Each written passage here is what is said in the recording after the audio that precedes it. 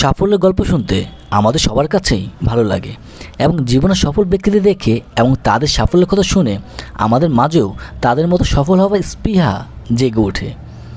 কিন্তু তাদের সাফল্য লাভের ভিতর কত ধৈর্য, দুঃখ, কষ্ট লুকিয়ে আছে তা আমাদের অনেকেরই অজানা। তেমনই একজন সফল ব্যক্তির সাফল্যের গল্প শোনাবো আজকে আপনাদের।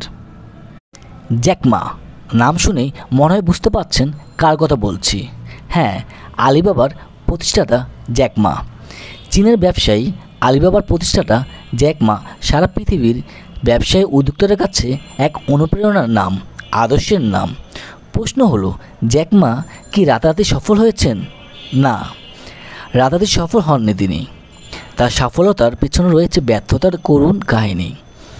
কিন্তু বারবার ব্যর্থতায় পর্যবেসিত হয়েছেন, কিন্তু কখনও ভেঙে পড়েননি। সফলতার অদম্য ইচ্ছা নিয়ে হেঁটে গিয়েছেন দুর্গম পথে।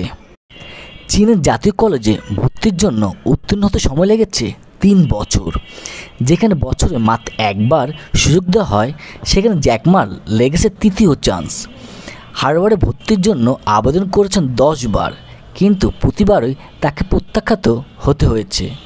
হোঁচট খেতে হয়েছে চাকরির বাজারেও। ছোট বড় প্রায় 30টি কোম্পানিতে আবেদন করেও কোনো সুফল আসেনি। বরাবরের মতো প্রত্যাখ্যাত হতে হয়েছে। পুলিশের চাকরিতে আবেদন করেও ব্যর্থ হয়েছেন। এমনকি তার শহরে KFC চালু হলে সেখানে আবেদন করে ব্যর্থ হয়েছেন।